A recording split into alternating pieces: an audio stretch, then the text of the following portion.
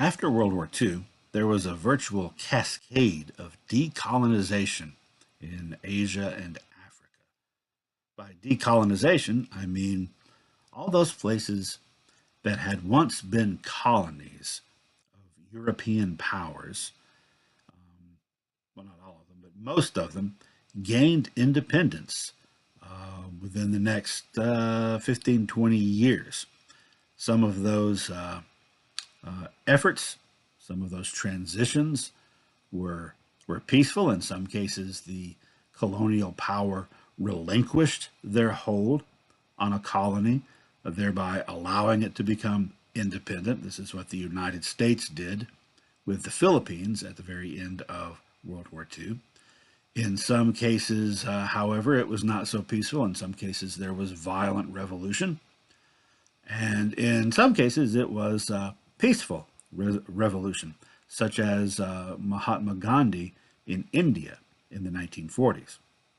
Now, a lot of the reason for this is that those European powers had been so significantly weakened in World War II, even though they were on the winning side. Significantly weakened made it a lot harder to hold on to these colonies that where they had taken over places in previous centuries. So just take a look at the map over here, and let's just look at Asia first, and look how much change there was between the end of the war in 1945 and just 1950, just in 5 years. You can see that Britain lost all of their stuff in South Asia. India, which was broken up into Pakistan, later Bangladesh, as well as Ceylon, now known as Sri Lanka, Burma, they lost their holdings in Malaysia. Britain also lost in the Middle East. They lost Israel and, Palestine with the formation of the nation of Israel, and Jordan, and various other places. The French in Asia still were holding on by 1950 to their possessions in Indochina, French Indochina. You'll see this word sometimes, and there's not actually a place anymore called Indochina, so it can be confusing. Indochina is the area in between India and China. So French Indochina, you can see in the green, is essentially Southeast Asia, Vietnam, Cambodia, and Laos. So they still had them by 1950, but lost them by the end of the 1950s. The Dutch, between 45 and 50, lost all their possessions in what's called the Dutch East Indies, those islands down there, Indonesia, and so forth. The Belgians didn't have a lot of possessions in Asia and the Middle East. Most of theirs were in Africa, and we're actually going to look separately. We're going to zoom in on what happened in Africa. So the cascade started in Asia. Then it sort of spread to Africa. Well, here is the zoomed in map of the continent of Africa, and you've got all the countries there, and next to them it tells when those countries became independent, and it's color coded like the larger map we just looked at, so that you can see by whom they were colonized. And in the case of Namibia down there in South Africa, they had actually been colonized by South Africa. Also, the spots that have what look like little black bombs with fuses on them, those are areas where there was violent conflict and revolution or attempted revolution during the time they were under the power of those European colonial powers, or, in Namibia's case, African. Then the little red explosions are places where there was significant conflict after they were no longer a colony. So taking a look here, first, there are some countries that are sort of Manila colored. Those countries were independent before World War II, including Ethiopia, which had been independent and then was conquered by Italy. Remember that? We talked about that back in the 1930s. And then they were able to get freed from them. Egypt had been controlled by Britain for a very long time, and they became independent in 1922. South Africa also had been controlled by Great Britain. They had become self-governing in 1931, and then they became a republic in 1961. So let's take a look at, for example, France. They're in the green.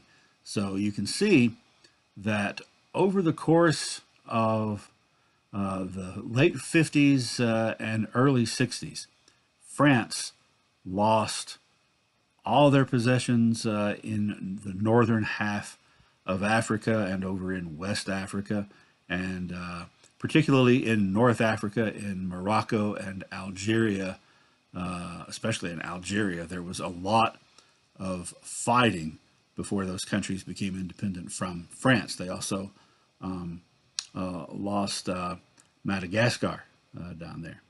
The British in pink, you can see that they were scattered all over Africa, not counting Egypt and South Africa that they had previously lost. So they lost all those holdings, and in particular, in the 1950s and 60s in Kenya, there was a violent revolution against the British. The Italians lost Ethiopia right at the beginning of, near the beginning of World War II, but they also lost their other holdings in Somalia and Libya. Spain lost what little bit that they had. The Belgians lost the Belgian Congo there in 1960. So gradually, starting really getting started good in the mid 1950s for about the next 10 years, there was a lot of fighting against the British and against the French and against some others that eventually led to countries becoming independent. Now, if you look at this and then you think about the larger map that we just looked at, all of those decolonized countries are the newly independent countries in the early years of the Cold War that the United States coalition and the Soviet Union coalition were competing with one another to win over. In 1948, the United Nations issued the Universal Declaration of Human Rights that enumerated various fundamental human rights that the UN Charter specified were to be protected. And this was in response to the end of the war and the fact that after the chartering of the United Nations, the public became aware once the Allied forces came into those German held areas and actually liberated those concentration camps. People became aware of just how horrible it really had been. Most people would never have dreamed the extent of the just pure evil atrocities that took place. And so this declaration was made, and by the way, it used language specifying what genocide is, that it is not confined just to trying to kill an entire ethnic group, which it is, but also can apply to trying to wipe out a culture. You see here Eleanor Roosevelt, the widow of Franklin Roosevelt, holding up a copy of this thing, and that's because she had been a powerful advocate for it, and in fact had been chair of the committee that wrote it. And that must have given her some personal satisfaction because the rights that were enumerated in there really fell in line with the four freedoms that her husband had talked about when he was president.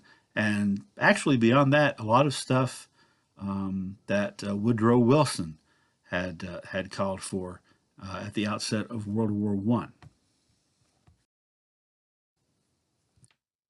Many further disturbing details about Nazi atrocities came to light, were revealed to the public, not just of the U.S., but of the world, during the Nuremberg Trials, which were the military tribunals held in Nuremberg, Germany, after the war that essentially put on trial Nazi war criminals. And similar things were done with some of the Japanese military personnel as well.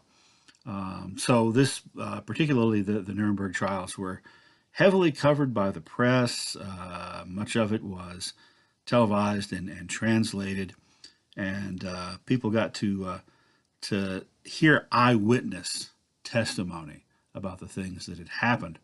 And one result of this is that World War II marked the end of military personnel being able to deflect guilt for their actions by saying that they were only following orders. Because that's what virtually all of these German military officers, including the ones running the concentration camps, said, "It wasn't my fault. I was just following orders." Well, yeah, but you followed them. The idea being that immoral orders that violate the standards of warfare and of civilization can be refused and should be refused. Later on, 1949, the Geneva Convention established firm rules for what can and cannot be done in warfare, not only to combatants on the other side, but to civilians. Now, there had previously been a Geneva Convention in 1929 that laid out some of those things, but World War II brought a whole different level of need for such rules, so it was greatly expanded. And these are the protocols, the 1949 ones, that most nations have signed on to, and that's what people are talking about today when they talk about the Geneva Convention.